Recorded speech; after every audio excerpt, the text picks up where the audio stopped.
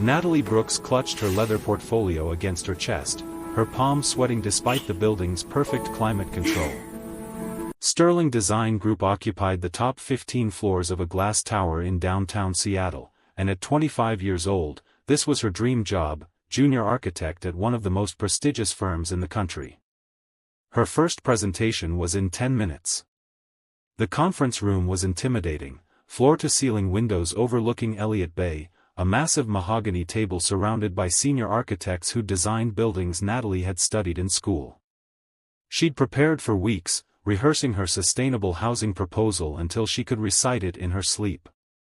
Then Ethan Sterling walked in, and the air shifted.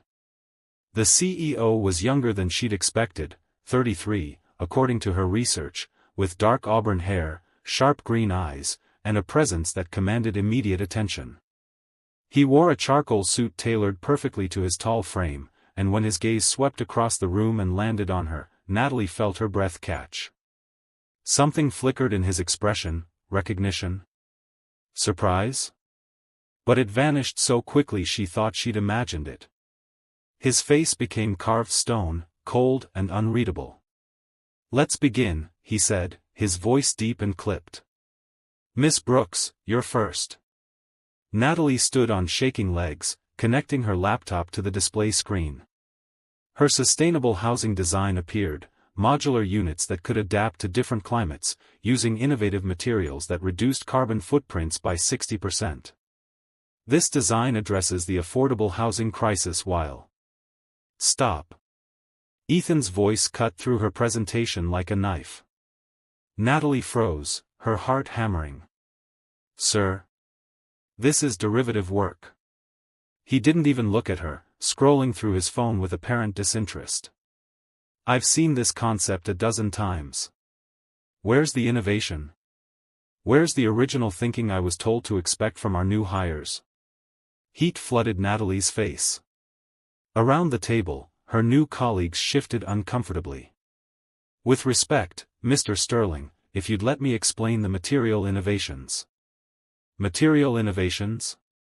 He finally looked up, his green eyes cold as ice. "You mean the recycled composite that Hendrix Architecture patented 3 years ago? Or the solar integration that's been standard practice since 2020? He stood, moving closer to the screen. "This isn't innovation, Miss Brooks. This is a compilation of other people's ideas presented as if they're revolutionary. It's mediocre at best. Disappointing at worst." Natalie felt tears prick her eyes, but she refused to let them fall. "I spent 3 months developing this proposal. The combination of these elements in this specific configuration is unique." "Is it?" Ethan's tone was dismissive.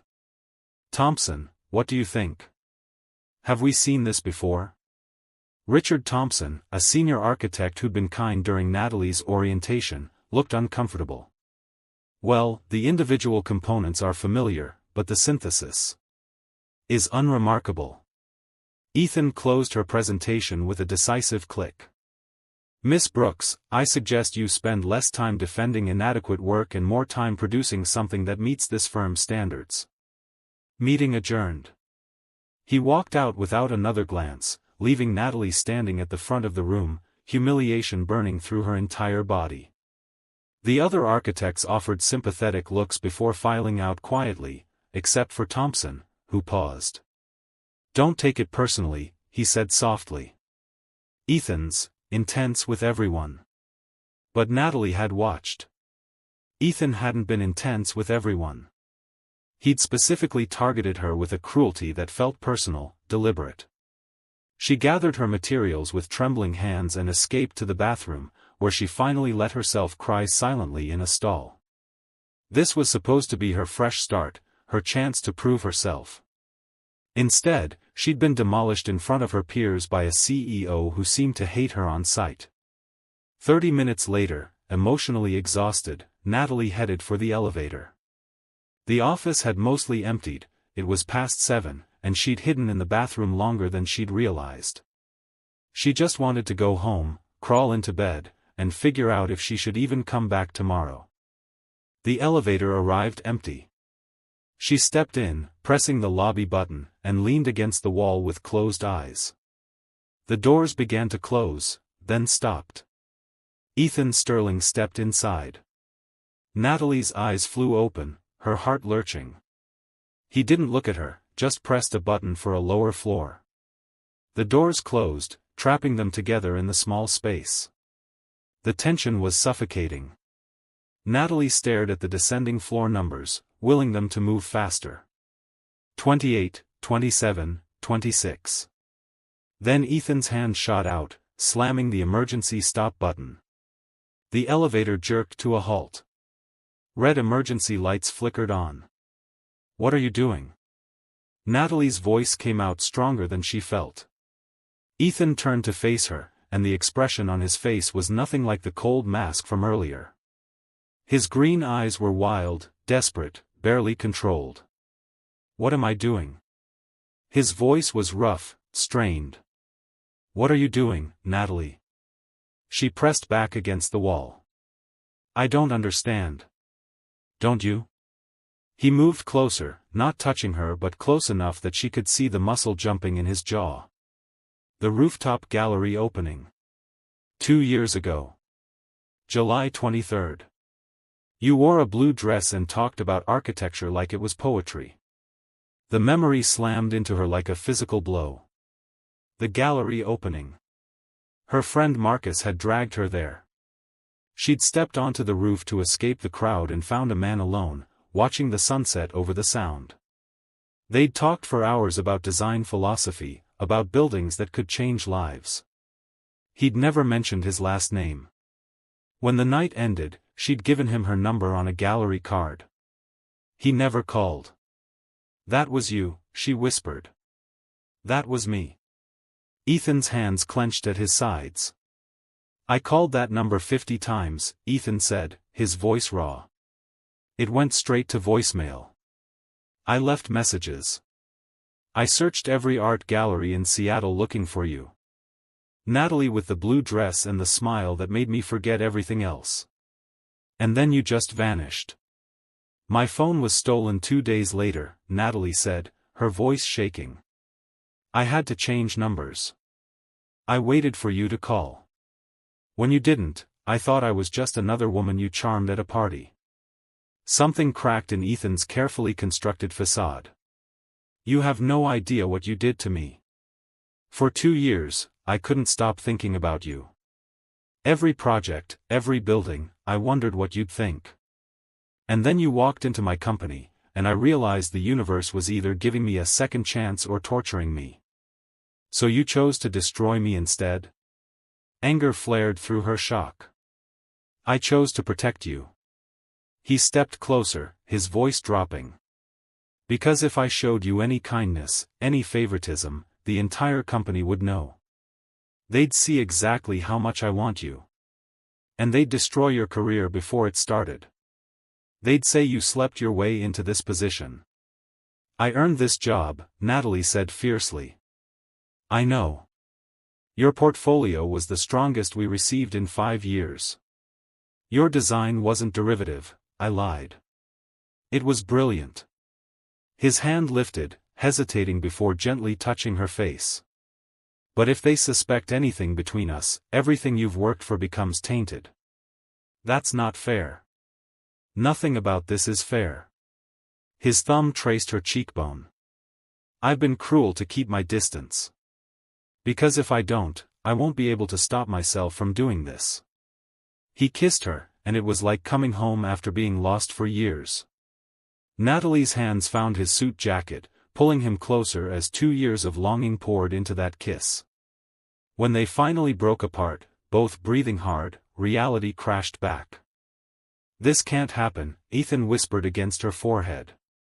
"Not here. Not like this." "I know," Natalie agreed, though her heart screamed otherwise. He restarted the elevator with shaking hands. They rode down in charged silence, and when the doors opened, Ethan walked out without looking back, but everything had changed. The next 2 weeks were torture. Publicly, Ethan remained cold and critical. Privately, they stole moments, a heated kiss in his office after everyone left, whispered confessions in empty conference rooms, text messages that made Natalie's heart race. "Meet me tonight," his latest message read. "My office. Midnight. There's something I need to show you." Natalie slipped into the building using her access card, her pulse racing with anticipation and nervousness. Ethan met her at his private elevator, but instead of pulling her close like she expected, his expression was serious. "What I'm about to show you changes everything," he said quietly. "And once you see it, there's no going back." He led her to a restricted area she'd never accessed, the research wing that supposedly housed experimental building materials. But when Ethan opened the sealed door with his biometric scan, Natalie found something far more extraordinary. The room was part laboratory, part living space, designed with elegant comfort. And sitting at a sleek workstation, studying holographic blueprints that seemed impossibly advanced, was a woman, except she wasn't human. Her skin was a luminous shade of purple, deep violet like twilight, and her features, while humanoid, possessed an ethereal quality that marked her as distinctly alien. She wore simple earth clothes, but the way she moved suggested grace from another world entirely. When she turned, her eyes were a striking amber gold. "Natalie," Ethan said softly, "meet Zara. She arrived on Earth 8 months ago. And the knowledge she possesses could revolutionize everything we understand about sustainable architecture." Zara stood, offering a warm smile. "Hello, Natalie Brooks. Ethan has told me much about you.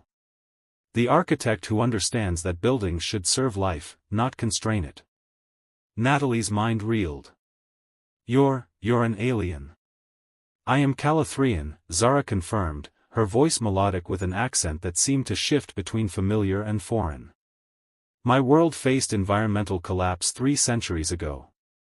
We learned to build in harmony with nature, to create structures that heal rather than harm. Ethan found me when my ship malfunctioned.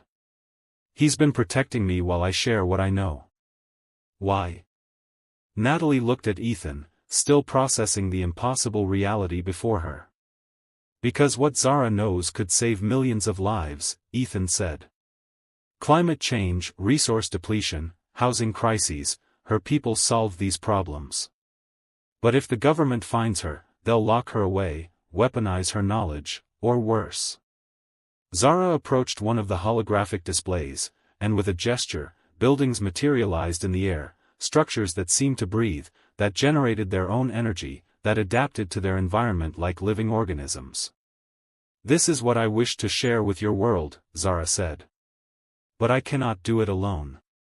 I need human architects who understand not just the science, but the soul of design." Her golden eyes met Natalie's. "Ethan believes you are such a person. He humiliated me in front of everyone," Natalie said, though without heat now. "To protect you," Zara said gently. "And to protect me. If people suspected you were important to him, they would investigate. They would discover me. Ethan has sacrificed much to keep me safe." Natalie looked at Ethan, seeing him truly for the first time, not just the CEO or the man who'd haunted her dreams, but someone carrying an impossible burden alone. "Show me," she said. "Show me everything." The next month transformed Natalie's understanding of everything. By day, she maintained her role as junior architect, enduring Ethan's public coldness while secretly working on revolutionary designs. By night, she descended to the research wing where Zara taught her principles that made human architecture seem primitive by comparison. "On Calathria, we build with living materials," Zara explained, manipulating holographic models. "Structures that grow, adapt, heal themselves. Your Earth has similar potential, mycelium networks, bioconcrete, algae systems. You simply haven't combined them correctly." Natalie absorbed everything like a sponge, translating Zara's advanced concepts into designs that human technology could achieve. The work was exhilarating, pushing her abilities beyond anything she'd imagined, but it wasn't just the architecture that captivated her. Ethan revealed himself in those late nights, not the ruthless CEO but a man who'd lost his mother to cancer at 15, who'd built his company to create something meaningful, who'd been protecting an alien woman for months because it was the right thing to do, regardless of the risk. "I never expected to find you again," he confessed one evening, pulling Natalie into his private office after Zara had retired to rest. The city glittered beyond the windows as he held her close. "2 years of searching, and you literally walked through my door." "I never expected to fall for my boss," Natalie murmured against his chest. "Especially one who publicly humiliates me. I hate every second of it." His hand tangled in her hair, tipping her face up to his. "Watching you present brilliant work and having to tear it apart. Seeing you hurt and knowing I caused it. It's killing me." "Then stop," she whispered. "We'll be careful." His kiss silenced her, desperate and demanding. They'd maintained careful distance, but the dam was breaking. Ethan lifted her onto his desk, his hands sliding up her thighs as Natalie gasped against his mouth. "We shouldn't," he breathed, even as his lips traced her neck. "Not here." "Then take me home," she said boldly. They barely made it to his penthouse before clothes started disappearing. Ethan worshipped her body like she was precious, like he'd been dreaming of this moment for 2 years.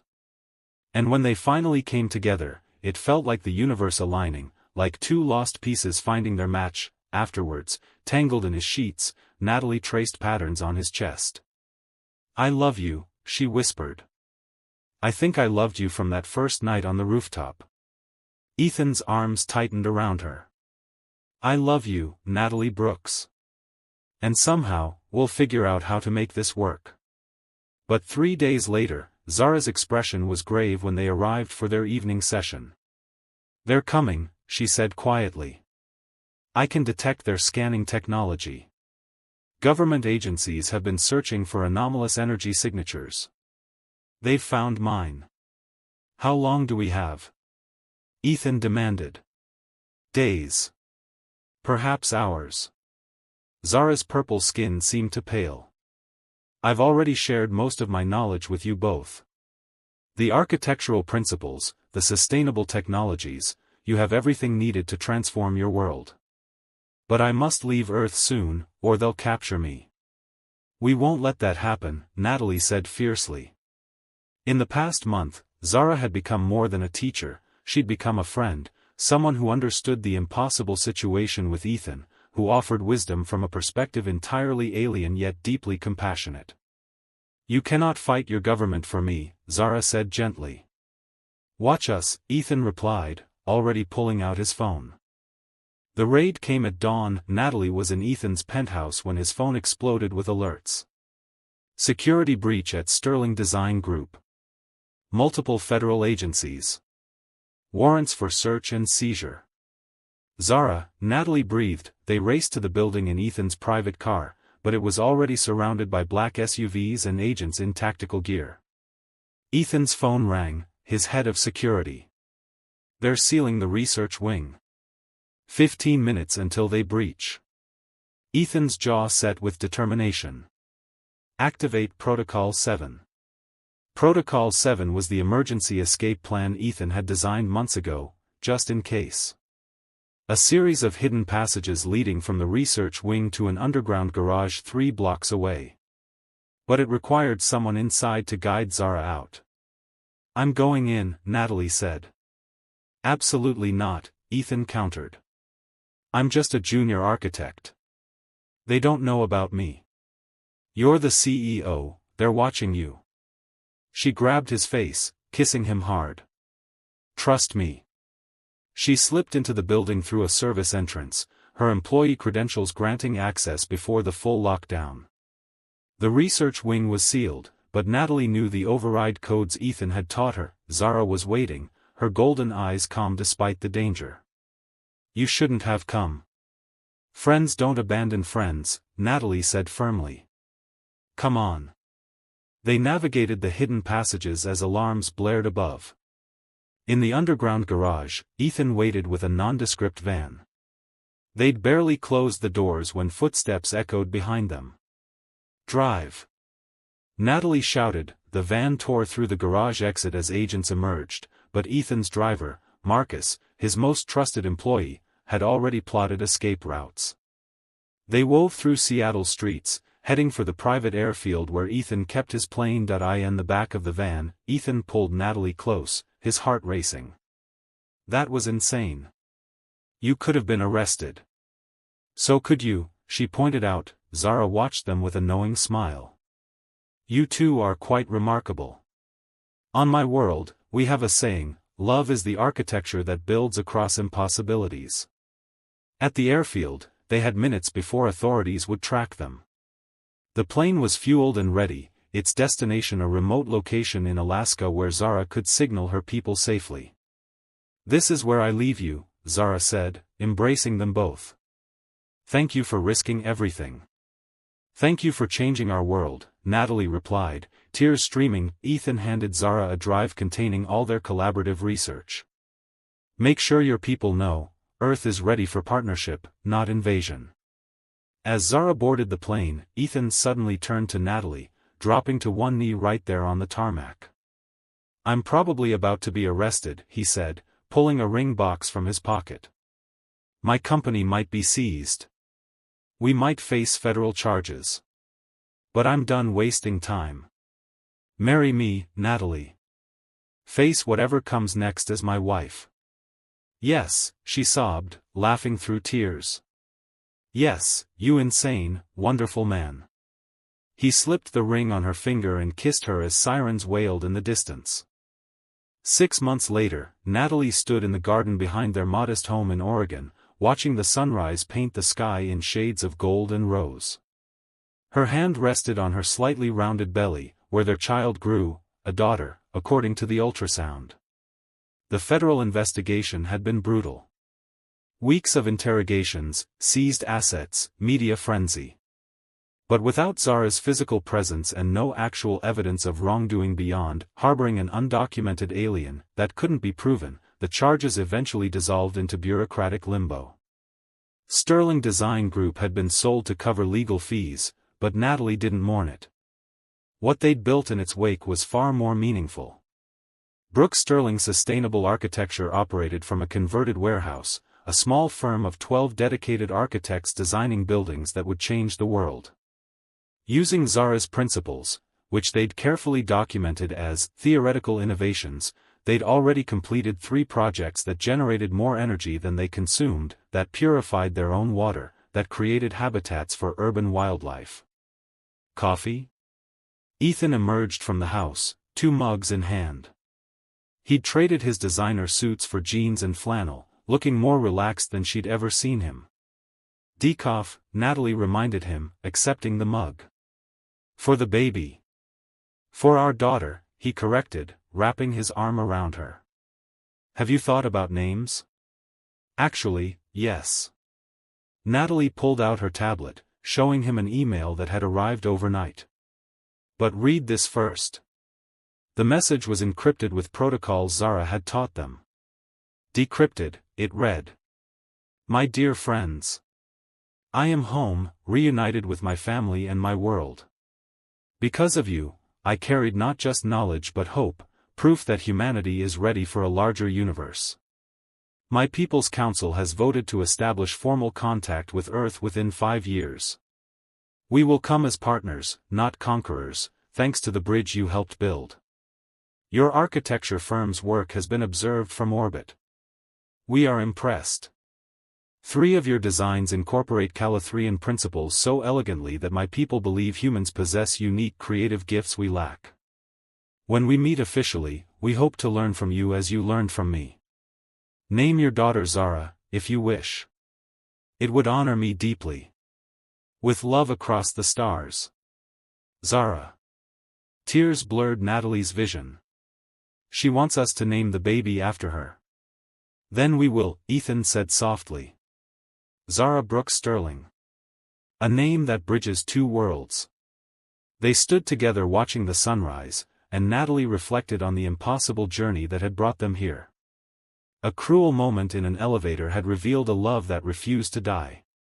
An alien woman had given them knowledge to heal a planet. And somehow, from humiliation and fear and desperate chances, they'd built something extraordinary. Do you ever regret it? She asked Ethan. Losing everything to help her? We didn't lose everything. He turned her to face him, his hand gentle on her belly. We lost buildings and money. But we gained each other, our daughter, work that actually matters, and the knowledge that we did something brave when it counted. Natalie rose on her toes to kiss him. I love you. I love you, he replied. And I'm so grateful you walked into my office that day, even if I was an absolute bastard about it. You were, she agreed, laughing. But you've spent every day since making it up to me.